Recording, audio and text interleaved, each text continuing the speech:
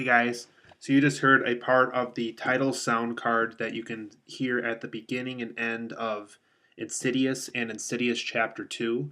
And today's movie review, I'm going to talk about the latest Insidious installment, which is Insidious Chapter 2. So in this sequel, you guys, I'm going to try to keep this as spoiler free as I can, but at the same time, though, this is a sequel technically. So in that sense, I might hint toward things that happened in the first movie, just because this film is it is very based off of the events of the first movie. It's definitely a film where I couldn't see myself watching this without watching the first film, simply because there's just so many things that tie in to the events of the first movie. So it's a very hard film to watch and talk about without talking about the first movie. So I apologize in advance if you haven't seen the first Insidious. You have been warned. I might be hinting toward things that have happened in the first film in order to truly and be able to make sense out of the things I talk about in this review for Insidious Chapter 2. So let's get on with it. Um, so in the sequel, you guys, it actually takes place right after the first film ended. We even see the very last moment of the first film shown in here. And actually, what they really did here too is not only did they show that ending of the first movie, they actually show what happened exactly after the moment it ended, where Rose Byrne turned her head and saw what she saw. That's about as spoiler free as I can be without saying actually what it was. But yeah, right when Rose Byrne turned her head, we see exactly what she's looking at. And we follow right what happens when the second right after that movie ended. So basically, the Lambert family, is at the grandmother's house, played by Barbara Hershey, who was also in the first movie. They stay at her place. The CSI wants to investigate the house. Uh, you know, um, Murder has taken place, paranormal events have happened. They got to look through everything, just like any crime scene, just to really get down to brass tacks and who really killed who. If there really was a ghost in the house, what can the public eye do about it? How can the media take it? How can they get rid of the ghost so other neighbors don't have to worry about it? But in the meantime, the Lambert family, who's Patrick Wilson, Rose Byrne, all the kids we saw from the first movie, are staying at the grandmother's house, played by Barbara Hershey once again. Things are going well for a little bit, only for a little bit though. Um, as the mother of the family, played by Rose Byrne, starts to experience some paranormal things that are happening once again.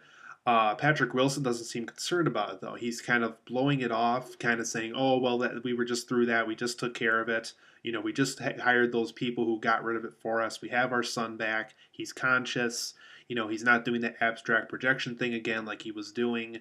Um, so Patrick Wilson's kind of blowing it off, and he's almost kind of not in character. He's almost There's something off about him that the wife, that the grandmother, that even the kids are starting to see in him. There's even a scene where the kid asks, "Mommy, is there something wrong with Daddy? He just kind of seems wrong. Something seems wrong with him lately." Um, and Patrick Wilson's doing some weird things. He's staying up late. He's always looking at things that people don't really know why he's looking at that. Specifically with the piano in one scene, which makes sense later on in the movie. Um, when things get really bad, when paranormal stuff starts happening again, the mother gets concerned, the kids get concerned. Patrick Wilson is literally in like the worst spot he can be, whether he's in the spot where the paranormal thing happened. He's just kind of just walking in as it just happened. So he's putting himself in the worst possible situation, and so the family's getting more and more concerned about him. Um, it's getting to the point where the grandmother, once again played by Barbara Hershey, I gotta stop saying that. She does some research. She actually contacts two of the guys who were there when the abstract projection with Patrick Wilson took place in the first film. Since actually this will be a spoiler. Lin Shaye died in the first movie, so that's probably I'm going to try to keep that my only spoiler in this review. Um, so she died in the first movie, and they couldn't get a hold of her. Who was basically the one who took care of the whole thing in the first movie. Of getting rid of the ghosts and everything like that. Um, so they got the next best thing. They got them, and they got one of her colleagues who also helped her out with something that went on with Patrick Wilson when he was a boy, which was shown at the beginning of the movie. Um, and basically, they do some research. There was a patient that Barbara Hershey had to work with at a hospital, that kind of freaked out Patrick Wilson a little bit as a kid. And after doing some research, after going to this abandoned hospital, doing some more research, briefly shown in the trailer too, they find out that there is a patient at that hospital that is connected to almost all this paranormal things that are happening, specifically with the old woman who always seems to be dressed up in some type of a black dress, almost like a wedding bride. She kind of has a wedding bride look to her, with the veil over her face and everything like that. So basically, this film is kind of taking care of some unfinished business. It explains, kind of that old woman we saw throughout the first Insidious film, how she came back, why she's always after Patrick Wilson, things of that nature. So basically, this film centers around the unfinished business, and it explains more of that old woman and why she's haunting Patrick Wilson specifically in both this movie and in the previous movie. So I thought Insidious Chapter 2, guys, was an okay film. It definitely was scary at times. James Wan's, filming technique of, slow burn effect, haunted house film, I think is still pretty effective. But because I'd seen, two films previous before this one, it just didn't seem as effective to me this time around. Either the material wasn't as good, or since I was exposed to two of his films earlier, maybe this third time around just wasn't quite the charm for him. Um, but for positives and negatives, you guys, I thought Rose Byrne and Barbara Hershey got a lot more to do in this sequel. Specifically, Barbara Hershey, simply because her role was so much bigger in this. She definitely had, a bigger role as far as, getting everything to connect, getting everything to be significant throughout both of these movies. So I thought how they incorporated her character into this was pretty neat, simply because, her character was so much more significant in this film than it was in the first film. Um, the film shows kind of the earlier years segments. We get to see more of Patrick Wilson as a kid in this, his experiences with this older woman. If you've seen the first Insidious film, if you look closely at the opening credits, that actually plays into a scene that happens in this movie, this sequel. And there's a lot of scenes in here. If you really paid attention to the first movie, it really ties into how that impacted the second movie, and it almost kind of explains more as to why certain scenes are happening the way they are. So I thought that was kind of interesting. And we also get to see the earlier years of Barbara Hershey, her time at the hospital and kind of this patient that's connected to this whole thing with all these paranormal events. Um, there really were some effective scares in here. In fact, there's a few scares in here that really kind of made me jump while I was watching the movie. So as far as scares go, I guess James Wan did succeed with that once again. Um, though not as scary as The Conjuring, I will say that The Conjuring had some much more superior scares than this film had. Um, I like how, like I was explaining before, certain scenes in here have significance to the first film, and the way they made those significant, I thought, really were effective. Almost kind of like Back to the Future Part 2 in the first Back to the Future film. It really gave you the sense that they were existing in the same universe, almost like they were filming this at the same time. Really spot on perfect in that sense. Like I said, I really like the significance this film had to the original film also. Um, I also liked the whole, since the dad went into saving his kid in the first movie, this film was more about the kid saving his dad. I thought that aspect was neat, how they kind of switched roles for a second there. It doesn't really focus a lot on that in this movie, but when it does, I think it's an interesting idea simply because the first film was so much about the dad going in for his son, but this time it's the son going in for his dad when it comes to the further. Um, as far as negatives go, because I do have quite a few of them, I did think there was too many ideas thrown at this movie. It almost as if James Wan had a bunch of ideas written down on paper for Insidious Chapter 2.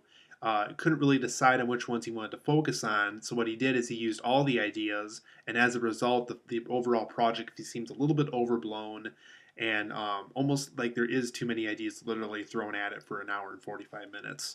Um, there was some unintentional bad time travel elements in here. Can't get into the details too much because it would spoil the movie. But when it happens, it's very unusual and very out of place. Once again, I think James Wan used too many of his ideas at once for this movie. Um, the villain's overall motivation didn't feel reasonable to me. They do explain why that woman in the black wedding dress is after Patrick Wilson throughout this film and the first film, and when you hear it, it's just like, man, I just did not. That just does not feel reasonable to me why she's doing that. Um, Some of the chapter one villains don't even come back at all. We don't even see the red faced demon in this. We briefly see the guy walking back and forth from the first movie who was after the wife in one scene.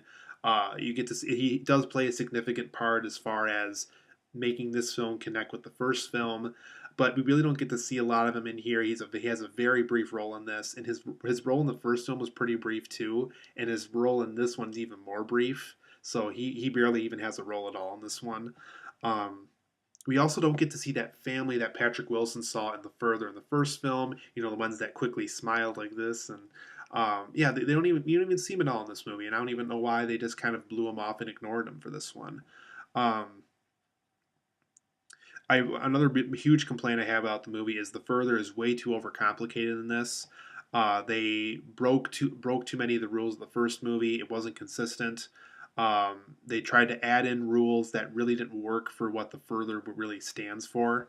Um, there were some really predictable scares simply because I'm used to watching James Wan's movies now, and because he's almost kind of built up the scares the same way he did in The Conjuring and in the first Insidious film. They were a little bit predictable to me just because I saw him coming from pretty far away. Um, I think the film overall it over explains itself too much, and it explains the wrong things at times.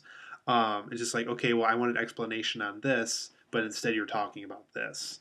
So I thought that was kind of unusual, and it almost kind of bothered me after a while, just because I wanted them to explain certain things, but they instead explained the thing that I didn't need to get explained. Um, Patrick Wilson kind of has this short term possession act in this movie, and I really didn't like it at all. It was just very ludicrous, um, very much an acting performance I did not want to see from Patrick Wilson. I just liked him the way he was in the first Insidious and in The Conjuring. Wish he would have continued that with Insidious Chapter 2, but I guess not. So what they did with his character, I really didn't like just because it was so ludicrous after a while. Specifically when he really starts to act up and really has an evil side to him at one point in the movie. Um, but overall, guys, I do give Insidious Chapter 2 a 7.5 out of 10. A much weaker film than the first film, and definitely nowhere near close to The Conjuring.